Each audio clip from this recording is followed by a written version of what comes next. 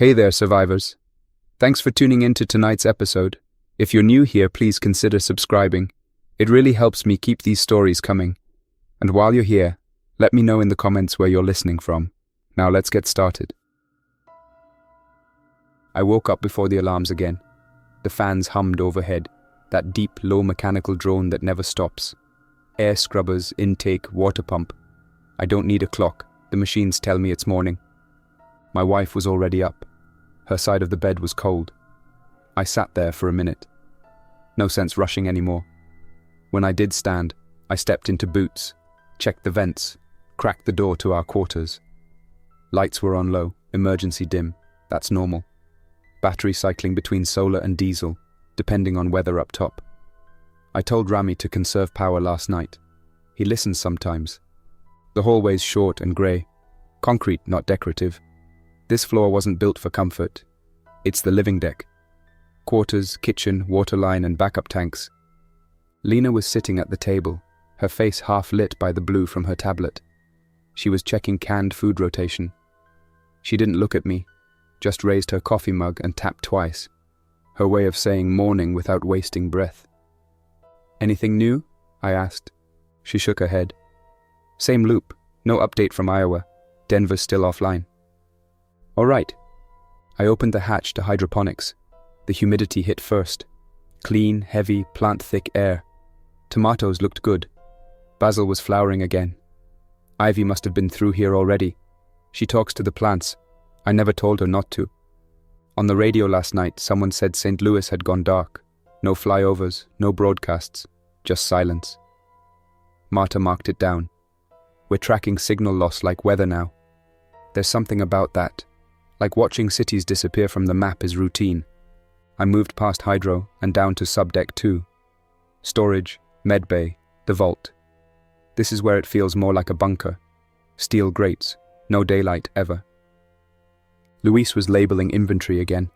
The man loves his lists. He nodded as I passed, didn't speak. We had a rhythm. Nobody wastes words down here unless it's urgent. At the end of the corridor is the comms room. The antennas wired through the mountain rock and reinforced with a fiberglass sheath, fed out the old well shaft and 30 meters above ground. Took us 2 years to test that setup without detection. I sat down and switched the band. Static, click, crackling loop. Emergency notice. Airborne transmission confirmed. Vector identified. Avoid surface exposure. Repeat, do not open shelter doors. That message has been playing on repeat for 49 hours. Same length, same voice. Male, Midwestern, clipped accent like a state trooper reading a ticket. Whoever he is, he's probably dead by now. Micah burst in. Didn't knock. Something's wrong in the vestibule. I followed him fast. Vestibule's the first chamber after the decon cycle. The place between our last door and the world outside. It's sealed, always. Jude triggered the exit cycle, Micah said. Said he needed to check the generator surface hatch. That wasn't scheduled. I know. The airlock hissed as we approached. The second door was still sealed, thank God. Jude stood there in the red-lit chamber, his gloves off, eyes wide. There was a fly, he said. Inside, I saw it. It got in. That stopped everything. A fly, small, disposable, harmless. Not anymore.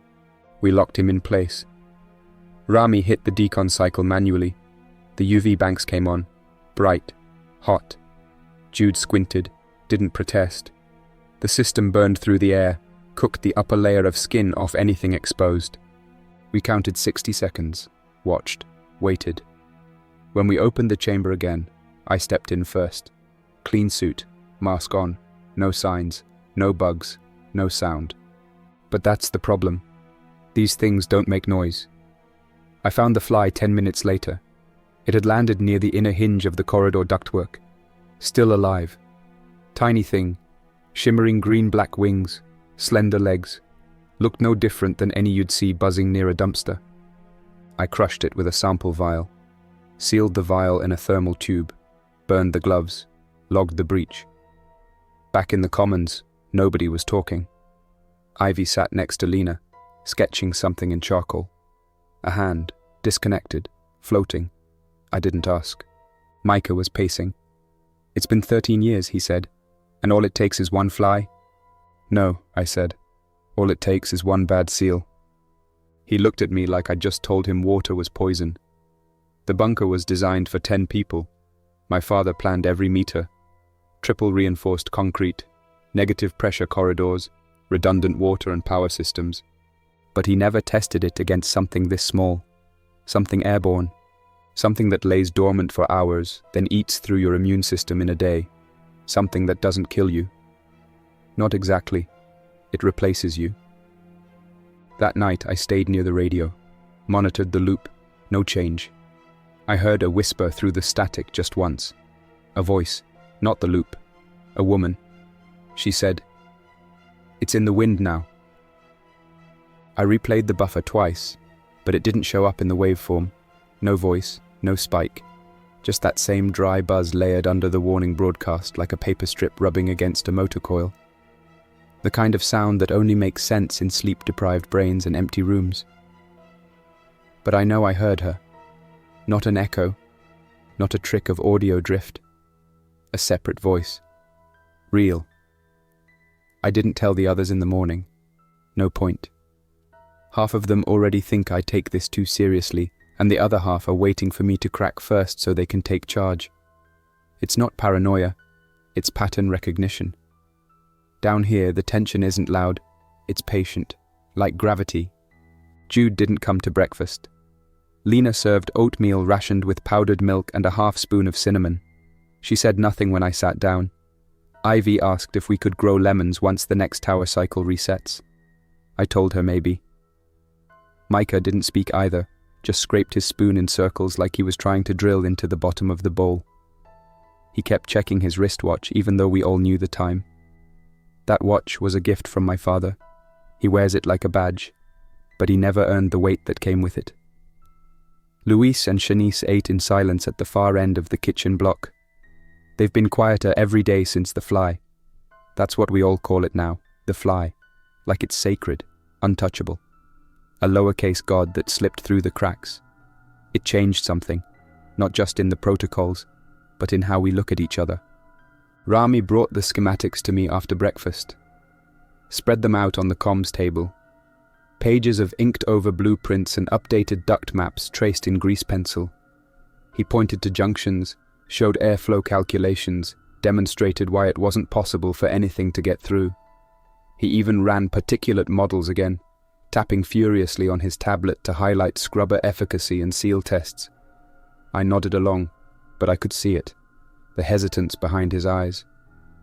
He didn't believe the numbers anymore. Not after yesterday. Not after watching a fly with metallic wings land on our sealed inner wall.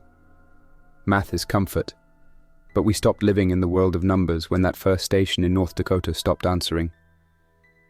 Marta wanted to test the corpse. She said specimen, but I saw the way she looked at the bag, like it was a message, not an insect. I told her no, too risky. She pushed back, said we needed to understand the life cycle, see if it carried any trace RNA, maybe figure out whether it was drone-borne or natural. I cut her off before she could go further. If the thing's in the air, and it got in here, then every vent becomes a coin toss, and I'm not gambling with Ivy's lungs because someone wants to feel like a scientist again. I rotated the radio antenna manually, just a 5-degree shift east, standard scan sweep. Half an hour later, I picked up a weak burst out of what I guessed was south-central Nebraska. Civilian frequency, amateur setup, crude, low band. The voice was a man's, panicked and distant, like he was speaking into a walkie-talkie wrapped in foil. He said, "We see them watching the barn. They're not hunting. They're just there, waiting. Flies came first, then the silence, then the bodies. That was all I got. Nothing since." That evening, Lena came to the storage deck. She never goes there. Said Ivy had a rash behind her ear. I followed her back to quarters. Ivy was sitting on her bed, quiet, sketching with her back to the wall. The rash was nothing. A mild irritation, probably from the face mask strap. But Lena looked at me with that quiet urgency that mothers develop when fear isn't for themselves anymore. I checked her vitals with the handheld scanner. No fever, breathing clear, heart steady, eyes alert. I told her to rest, keep the mask on full seal, and use the external humidifier setting. Lena nodded, but her hands kept tightening around each other in her lap. I left the room with a heaviness I couldn't shake. When I returned to the comms station, Micah was already there, sitting in my chair, flipping through log files on the tablet like he belonged in the seat. I didn't say anything for a few seconds, just watched him scan timestamps, waveforms, transmission lengths. He finally looked up. "We need to leave," he said. I asked him where. He said anywhere that isn't here. He wanted to reach the surface, find higher elevation, maybe hike to the old ranger outpost in the northern pass. Said if this place has been breached once, it'll be breached again. That staying is suicide. He asked if I remembered the old exit route my father carved under the East Ridge, the one we sealed off with rebar and concrete after the second structural test. I told him that shaft was 12 meters under and half flooded. He shrugged like that was the smallest problem in the world. Then he asked the question I knew was coming. "Do you trust them?" I asked who. "All of them," he said. "Jude, Shanice, Rami, even Mom. If one of them gets sick, really sick, what are you going to do?" I stared at him longer than I should have. Not because I didn't have an answer, but because I had one, and I didn't want to hear myself say it. That night the power didn't flicker, but the lights dimmed just a touch longer than they should have between cycles. Luis claimed it was just the handoff between solar banks, but I saw the way he lingered over the control panel, watched the numbers like they might betray him. The diesel backup was untouched, still full, still ready, but none of us wanted to flip that switch yet. As long as the sun did its job, we could pretend this was just another drill. Just before midnight, Jude came knocking at the comms room door, said he couldn't sleep, said he thought he heard something. I asked what. He said, "A tapping, not like metal, like fingernails on glass." I followed him to the vestibule. No signs of movement, no pressure changes, no sound. But on the inner observation port, the reinforced one, there was a smear, something oily, thin, barely visible except when the light caught it from the left.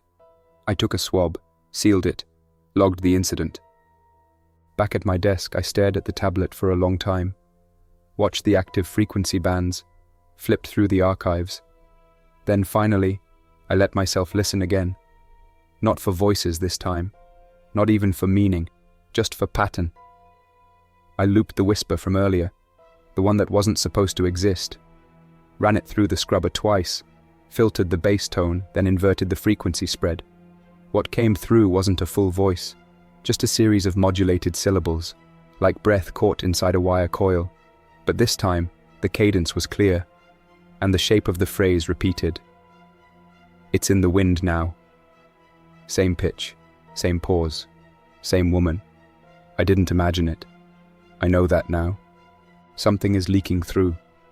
Not just through our vents or doors or seams in the foundation. It's not about structure anymore. It's psychological now. Deep. That kind of slow drip dread that wears the mind thin long before the walls give out. I've spent the last decade shaping steel and concrete into safety, drafting every meter of this place to hold back fire, gas, violence, radiation. But I never accounted for silence, for the way it seeps into routines, rearranges people from the inside. I'm not sure if it's in the air yet, but it's definitely in us, in our posture, in how we hold our breath when the comms loop restarts, hoping, or dreading, a change. This morning began like all the others since the breach. The wake-up lights clicked on at 6 o'clock. Ivy was already dressed, sitting at the kitchen table with a blanket wrapped around her and her sketchbook open. She wasn't drawing, just staring at a page that had been blacked out with charcoal edge to edge. No explanation. Lena made tea, set the mug next to her, kissed the top of her head. Ivy didn't react. I kept my questions to myself. Everyone was too quiet to push. Micah came in 5 minutes later, hair wet from a cold wash, no towel, just shaking it off. Sat down and asked if we were still planning to seal off deck 3. I told him no decision had been made. He grunted, said, "Then decide." He's been more confrontational since the fly. Not reckless exactly, but pushy in that way young men get when they feel cornered by rules they never made. He's never liked Luis, and since the breach, he's been watching him constantly, eyes following him in the mirrors, pretending to check logs when really he's trying to catch something. I warned him quietly not to go down that road. Suspicion down here is as flammable as diesel, and once lit, it spreads faster than air. After breakfast, we ran system checks. Air pressure was steady, waste heat within tolerance. Intake seals showed no new abnormalities. I did find a slight variance in humidity between corridors 2A and 2C, not enough to trigger alarms, but enough to warrant a manual inspection. Rami and I suited up and went down with portable readers. We pulled panels, ran swabs, tested the filters in both segments. Nothing showed up, but the reader picked up a spike in microbial trace, still within safe range, still non-lethal, but new, unaccounted for. Rami didn't say anything until we were walking back. Then he said, "It's mutating faster than we can measure." I asked him what he meant. He said, "Whatever this is, it's adaptive, which means it was never natural." I asked him if he wanted that in the log. He shook his head. Upstairs, Marta had the radio bank pulled apart again. She'd been trying to isolate the source of the whisper, digging through frequency overlaps and scrubber bleed. She looked like someone sorting through trash hoping for gold. Desperate, methodical, increasingly unhinged. She said the voice modulation was consistent with analog leakage, possibly interference from weather patterns, possibly something else. She kept talking about acoustic shadows, about how sound can bend across terrain during specific atmospheric conditions. I told her to focus on standard monitoring. She didn't respond. Just put her headphones back on and muttered something about the ocean. There is no ocean anywhere near us. Midday brought another problem. Luis found 2 of the biohazard suits missing from the locker on deck 3. The locker door had been resealed, but the access log showed an override. 6-digit manual code, no biometric. I cross-referenced timestamps and found one matching Micah's login. I brought it up with him privately. He didn't deny it. Said he needed to inspect the outer tunnel without drawing attention. I asked him what he expected to find out there. He said, "If there's a breach, I need to know if it's us or them." I told him that wasn't his call. He said it wasn't mine either anymore. That conversation didn't go anywhere productive. He left before I could say more. I didn't stop him. In that moment, I realized something that had been building under the surface for a while. The command chain in here isn't what it used to be. These people weren't soldiers. They weren't bound by a rank system. They were a group of specialists, tradespeople, partners in preparation. And now, they were just survivors. Scared, cornered, and quietly measuring each other's value in the event of failure. At 16 o'clock, the motion sensor in corridor 2C triggered. Internal, not exterior. We pulled the feed. The footage showed Ivy standing near the environmental valve housing. She had no reason to be down there.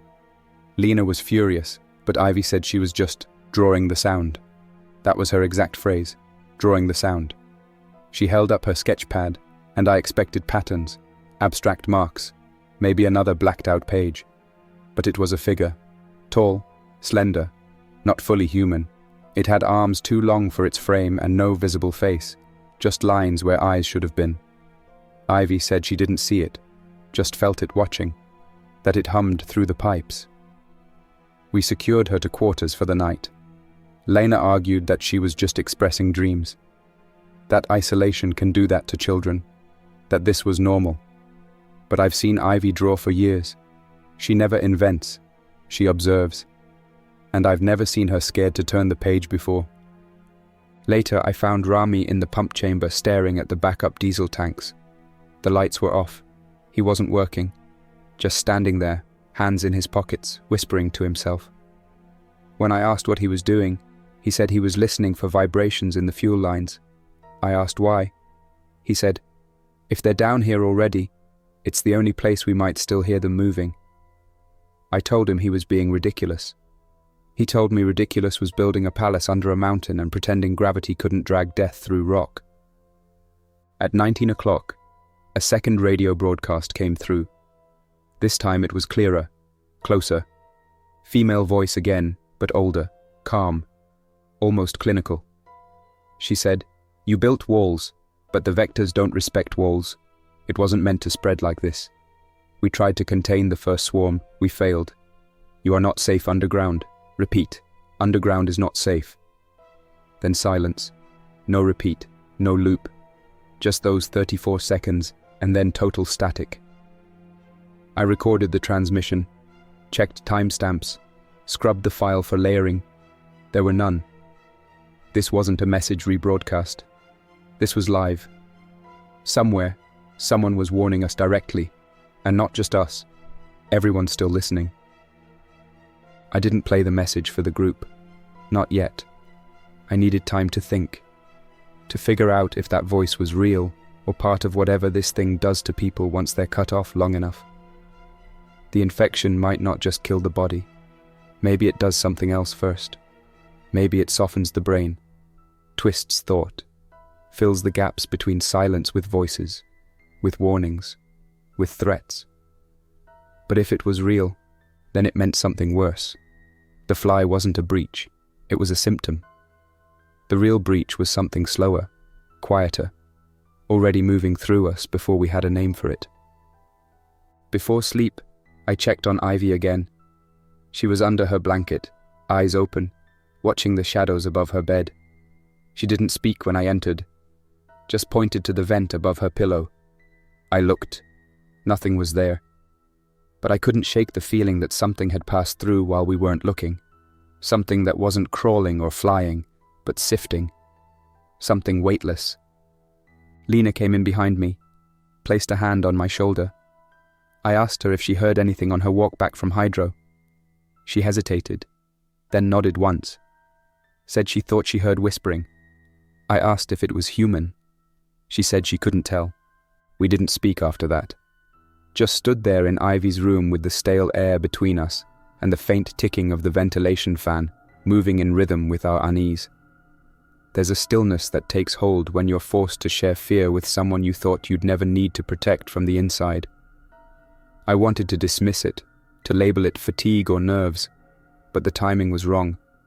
She'd never said anything like that before, never admitted she was afraid, and Lena wasn't the type to start imagining things. If she heard whispering, even if it was only in the air ducts or between the hum of machines, then something was bleeding through the cracks. Not a physical breach, that would have tripped alarms, but something else. Something slower, atmospheric, as if sound itself had begun leaking in from another place. Or worse, as if the bunker had started to remember everything we'd tried to forget. I stayed up that night in the observation room. The monitors were running normally.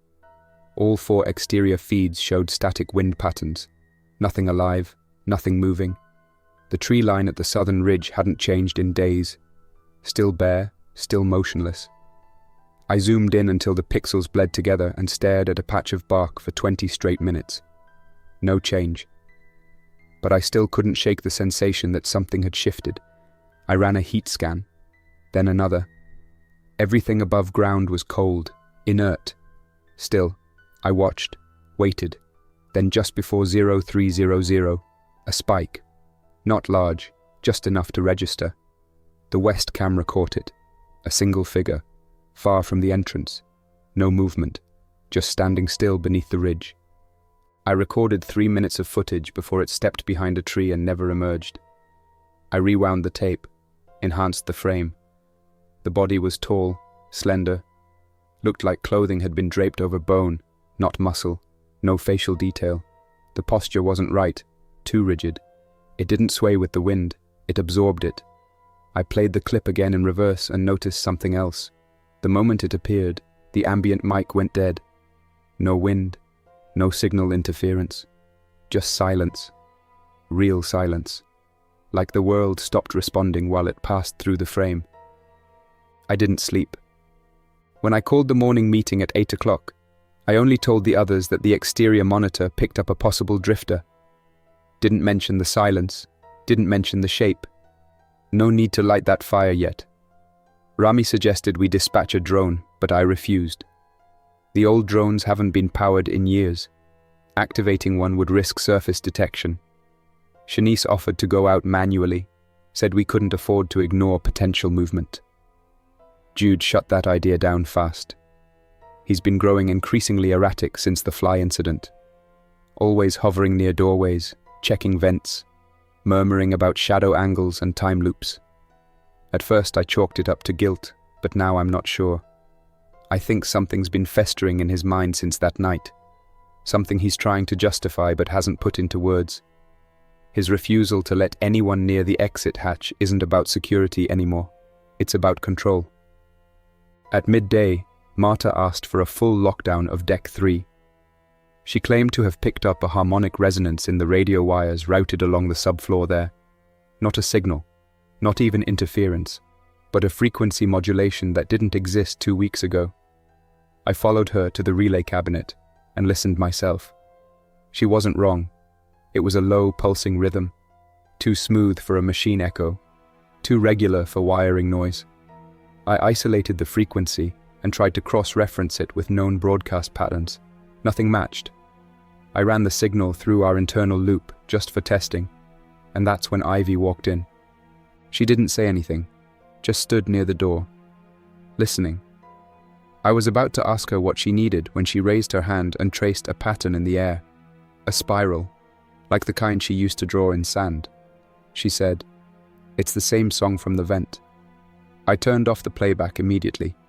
She blinked, then walked away like nothing had happened. Marta turned to me and whispered, "She's sinking." I asked what she meant. She said, "The infection doesn't start with symptoms. It starts with rhythm." That's when I ordered Deck 3 sealed. By late afternoon, tension was unavoidable. Luis began questioning our air filtration logs, said we needed a full decontamination of the scrubbers. Claimed he saw particulate motion in the primary chamber. I pulled the data. No spikes, no anomalies. But he swore he saw movement. Said it flowed like smoke but reversed, pulling inward instead of out. Rami backed him, reluctantly, but only after inspecting the outer duct housing himself. There was nothing there, nothing measurable, but we all knew something had changed. That evening, Ivy refused to enter the common room. She stood at the threshold, stared at the vents above the lighting rig and whispered. They're whispering louder now, like they know I can hear them. Lena tried to soothe her, but Ivy refused to move. We brought her food where she stood. She didn't eat until we turned off the lights.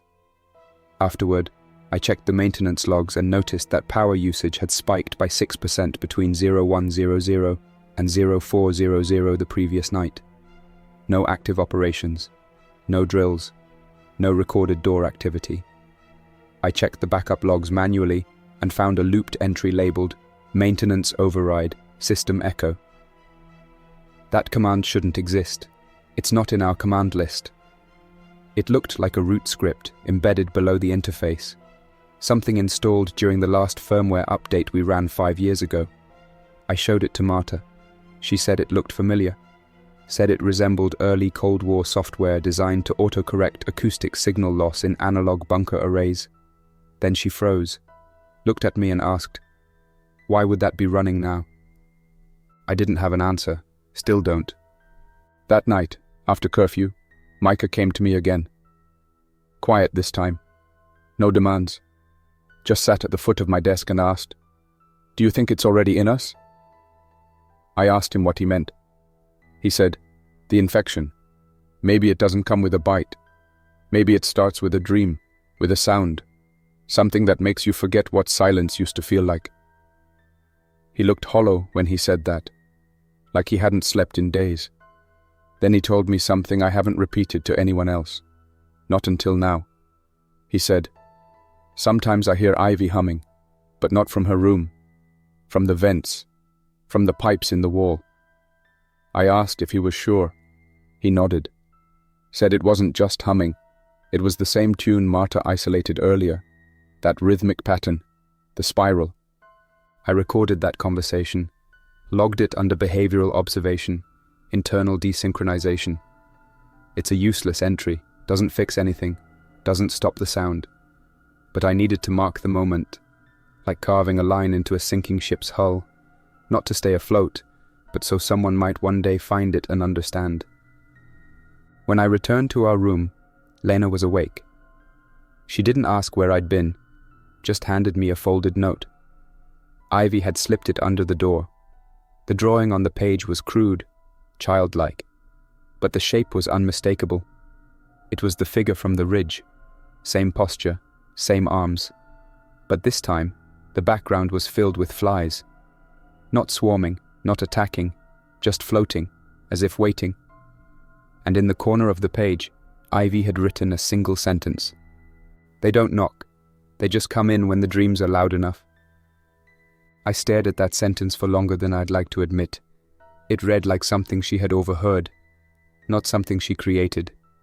It was too deliberate, too precise, like a line spoken in a play she'd rehearsed in her sleep. I showed it to Lena and she barely blinked. Her expression didn't change, only her breathing. Slower, deeper, as if trying not to panic in front of me. That was the first moment I realized something had shifted in her too. Not just fear anymore, not just concern for Ivy. She was beginning to believe. Whatever this was, this presence, this infiltration, it wasn't just an abstract danger anymore. It was real to her, tangible. And it had already slipped past whatever line we thought we'd drawn in the concrete. I logged the drawing in the archive and updated the psychological profile entries for both Ivy and Micah. I kept them vague. I didn't use the word infection. I didn't write symptoms. I just wrote proximity event and filed it under a time-stamped anomaly record. Rami would have caught the implication, but I figured he already knew. He was back in hydroponics that morning, recalibrating the nutrient ratios, not because the plants needed it, but because he was avoiding the upper levels. He said the sound from the intake vents had changed pitch again, said it was more like breathing now, not mechanical, not airflow, but the gentle inhale-exhale of something behind a door, waiting. By the time I made it back to the comms room, Marta had disconnected all outbound transmission lines. She was coiled under the desk, sweat-streaked, shaking, holding one of the handheld emergency radios like it was a bomb. She kept whispering, "It's bouncing. It's bouncing." I crouched down, took the device from her hand, and asked her what she meant. She said the loop, the female voice, had started again, but this time on multiple bands, that it wasn't just repeating, it was adjusting, responding. Each new cycle, the message had changed slightly, sometimes in wording, sometimes in tone. Once, it had used her name. I replayed the buffer myself. Nothing, just the original transmission, still 34 seconds long, still clean. She swore it had altered 5 minutes ago, just before she cut the line. I didn't argue. There was nothing to be gained from challenging her sanity right now. Instead, I initiated a full diagnostic sweep, left the analyzer running and sent Marta to rest. I assigned Jude to shadow her, though I didn't tell him why. He'd become unpredictable lately, fidgeting, avoiding eye contact, muttering about timing. But I needed someone on her until we could be sure she wasn't slipping completely. As long as he believed he was still trusted, he'd obey. Just after noon, the filtration alarm tripped. Not a full breach warning, just a Class 2 alert. Microscopic fluctuations in particulate density. I met Luis and Shanice at the vent hub on Subdeck 1. They were already in suits, checking the seal integrity. Rami joined us with his own reader and scanned the output side. No lethal compounds, no volatile substances, but the trace levels of organic material were undeniable. Something biological, unidentifiable, not matching our catalogue of airborne irritants. Not spores, not mold. It was newer, finer, like ash, but damp. We collected samples and moved to seal the vent manually. Shanice hesitated, said if we locked it now, we'd cut airflow to Ivy's room. That wasn't a bluff. That vent serviced the living quarters. We had two options: reroute and risk strain on the lower filtration array, or run Ivy's room on sealed recirculation. I didn't like either option, but we chose recirc. I made sure her humidifier was prepped, checked the CO2 scrubber levels myself, and placed a small portable pressure monitor on her desk to track subtle atmospheric shifts. When I explained to Ivy what we were doing, she just nodded. No fear, no questions. She said, "It's not coming in through air anymore." I didn't ask what that meant. I just told her to stay in the room and keep the door closed. That evening, Lena asked me a question I wasn't ready for. We were alone, sitting at the edge of the central stairwell, no one else nearby. Just that constant hum of energy moving through conduits and vents. She said, "Do you remember when we used to talk about leaving?" I nodded. She said, "Would you do it now, if it meant saving her?" I didn't answer right away, because I didn't know. I'd spent 15 years building this place, shaping it from nothing, pouring concrete with my father's hands. I'd sacrificed time, money, friendships, sanity, for the promise that we could outlast whatever came. But now, that same structure felt like a trap. Not because it was failing, but because we were, from the inside out. Later that night, Micah activated the emergency ladder lock. That only happens when someone enters the top tunnel. The crawl space leading to the surface is sealed by a biometric hatch, but the first chamber is accessible with an override. I found him up there, crouched by the outer access gate, staring through the thermal viewport. He didn't speak, just motioned for me to look. I took the lens and adjusted focus. 3 figures, standing on the ridge. No movement, no tools, no signal flares, just standing. They were spaced evenly apart, 15 meters between each. One on the rise, one near the tree line, one below, just above the gravel edge that marks the old road. They weren't looking at the hatch. They weren't moving at all. But they weren't gone when I blinked. And when I checked the thermal overlay, their heat signatures were wrong. Not cold, not hot, just void, like holes cut into the image. I pulled Micah back and resealed the hatch. We didn't speak during the climb down. He went to his room. I logged the encounter but didn't file it under external threats. I filed it under mirroring behavior.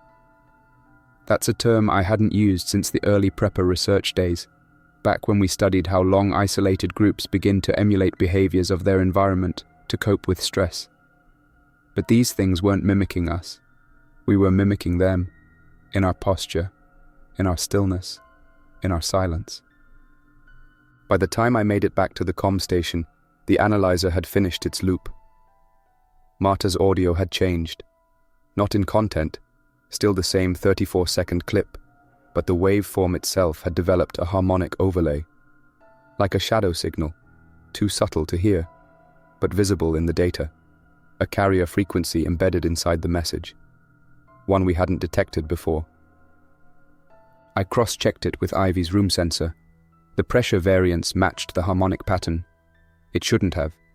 There was no logical reason for a passive audio signature embedded in a degraded emergency broadcast to be syncing with sealed room atmospheric changes inside a hardened underground facility. But there it was. Perfect correlation. Every time that hidden carrier frequency pulsed in Marta's recording, Ivy's internal pressure monitor ticked up by a fraction, then down, then up again, as if something was responding not with noise, but with presence, like the air itself had started breathing in time with the sound. I ran the analysis twice more, same result. It was no fluke. I didn't sleep. Couldn't. I pulled the lockdown schematics and started rerouting access controls manually. This wasn't about power or discipline anymore. It was about containment. If we were compromised, I needed the option to seal sections of the bunker independently. Airlocks, pressure doors, entire floors if necessary. My father had warned me once, when the rules change, your bunker becomes your battlefield. I used to think he was talking about intruders, I never imagined it would be us. At 4 o'clock, Marta was missing. No one had seen her since last check-in. Jude said she'd gone down to the comms relays to recalibrate something, but she hadn't logged her movement. That was against protocol. Luis and I searched Deck 3 in full gear, scanners on. We found her inside the ventilation service shaft. No suit, no tools, just curled into a fetal position beside the intake grid, with a cracked pair of headphones still playing the altered broadcast on loop. Her eyes were open, unfocused, scanning nothing. Her lips were moving, but no sound came out. Luis checked her vitals, still alive but shallow, pulse weak, pupils sluggish. I wanted to move her, but Luis warned against it, said whatever was happening to her might be airborne, neurological, or worse, auditory. He slipped his recorder into her headphone line and captured 30 seconds of what she'd been hearing. We played it back on low, filtered, just to study the frequency. The result was horrifying. Not the sound itself, still just the woman's voice, still the same phrases, but the waveform. It wasn't human anymore. It was too precise, too regular, like language was being mimicked by something that didn't understand speech, only rhythm. A communication model built on repetition, not meaning. I realized then the infection wasn't just biological, it was architectural. It traveled through habit, through loops, through language. The voice wasn't delivering a message, it was the message. We sedated Marta and placed her in quarantine on Subdeck 1. Jude volunteered to monitor her. He's always been loyal, quiet, methodical. But something in his expression unsettled me. Not fear, not concern. It was something closer to reverence, as if watching her succumb to this phenomenon gave him clarity, as if he approved. Later that morning, Ivy refused to leave her room again. Lena tried coaxing her out, even offered to let her stay in hydroponics for the day, but she said she didn't need plants anymore, said the flies were quiet now, that they'd landed, that they were listening. I asked her what that meant. She looked up at me with this blank, almost clinical expression and said, "They're waiting for us to finish choosing." I didn't understand. I still don't. But I logged it anyway, phrase for phrase. At 11 o'clock, the radio sparked to life without warning. No preamble, no static. Just music, not a station, not a loop. A simple, distorted melody, minor key synthetic strings like an old emergency test pattern warped by age. Then the voice followed, but this time it wasn't the woman. It was Ivy. Her voice, unmistakable, recorded, not live. She said, "Welcome back to the surface. If you're hearing this, they've already made their decision. You're not in control anymore. You never were." I nearly dropped the receiver. Lena was there too. She went pale. Micah stormed in from the stairwell moments later, said he'd heard it echoing through the ductwork. Rami confirmed it from his console. It wasn't a local playback. It had come from the antenna, broadcasted in. And the timestamp, 30 minutes before Ivy even entered the comms room that day. It wasn't a recording of what she'd said. It was a recording of what she was going to say, as if the system had pulled it from the future, or somewhere outside time entirely. I ran the diagnostics again. No loop detected. No source pinged, but the harmonic fingerprint matched the earlier message. Identical. Which meant whoever, or whatever, was mimicking her voice had access not only to our internal environment, but to our timeline. It knew what would be said before we said it. Maybe it always had. At 13:30, the power dimmed again. Not a full outage, just a slow, deliberate dip. Rami reported pressure fluctuations along the service hall, same corridor where Marta had collapsed. I checked the logs. All doors were sealed, no motion detected, but the air temperature dropped by 6 degrees in under 4 minutes. That should have triggered climate control, but it didn't. When I checked the main console, the controls were frozen, not broken, just unresponsive, like something was overriding them without permission. Not brute force, just ignoring us. I ordered a full lockdown of Deck 3. Micah assisted. So did Luis. I tried to find Jude to confirm Marta's containment, but he was gone. His comms badge had been removed, not powered off, physically removed, which meant no tracking, which meant either sabotage or surrender. I checked Marta's quarantine cell myself. It was empty. No signs of forced entry, no alarm triggered, just the cot, the blanket, the faint smell of ozone. And something else. The hum. The hum was louder now, like it had spread from the walls into the lights, into the air. By evening, I knew what had to be done. I gathered the remaining crew in the central commons. All of them, Lena, Ivy, Micah, Rami, Shanice, Luis. I didn't mention Jude, or Marta. I didn't need to, they already knew. I laid out the plan. Tier 2 lockdown, manual override, all systems reset. That meant venting the airlocks, resealing the relays, shutting off the antenna array, cutting us off from the sound. It was the only chance we had left. If the signal was viral, if it piggybacked through speech, tone, rhythm, then total silence was our firewall. We'd live without outside input. No radio, no uplink, no music. Nothing but internal logs and human voices. No loops. I expected resistance. There wasn't any. That alone terrified me. We prepped for the shutdown. Micah took the eastern relay, Rami the western. I handled the central override while Lena and Shanice secured the medbay. Ivy stayed with me. She didn't protest. She didn't speak, just held her sketchbook against her chest like a shield. The shutdown began at 19 o'clock hours. Each circuit deactivated cleanly, lights dimmed, air recirculated manually. For the first time in years, the entire bunker was quiet. Not silent, quiet, natural. You could hear your own breathing again. But then, the tapping started. Not metal, not stone. It was rhythmic, measured, like fingers on glass. It came from every floor, every corridor, every surface. Micah called in from the east side, said he heard whispering again, but this time behind him. Said it wasn't a person. Said it sounded like Ivy's voice, but speaking words she never learned. Rami reported lights flickering along his path, bulbs strobing in sequences that matched the broadcast waveform. And then Lena called from the medbay, said Shanice had collapsed, seizure, no prior symptoms.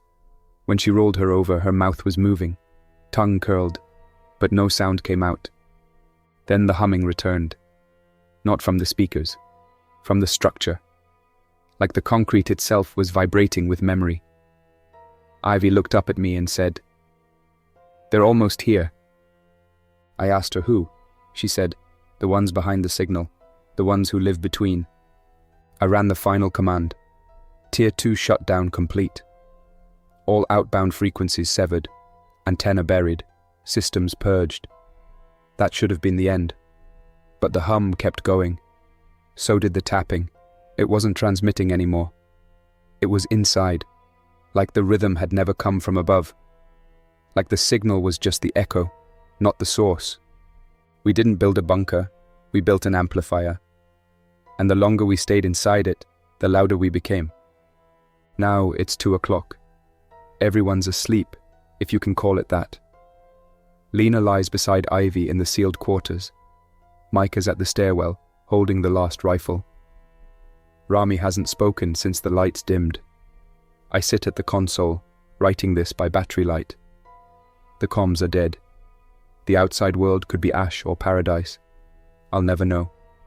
I have one task left, one message to leave, one final broadcast before I seal the last door. If you hear this, know we tried, we planned, we built, we measured every angle, every risk. We accounted for everything, except the noise. It's not the dead you need to fear, it's the pattern, the hum, the invitation. They don't knock, they wait for you to listen, and then they step inside. That's all for now. Thanks for listening. If you enjoyed this story, don't forget to like and subscribe for more unsettling creepypastas. Your support keeps my channel alive. Until next time, stay quiet, stay vigilant, and trust nothing, not even the silence.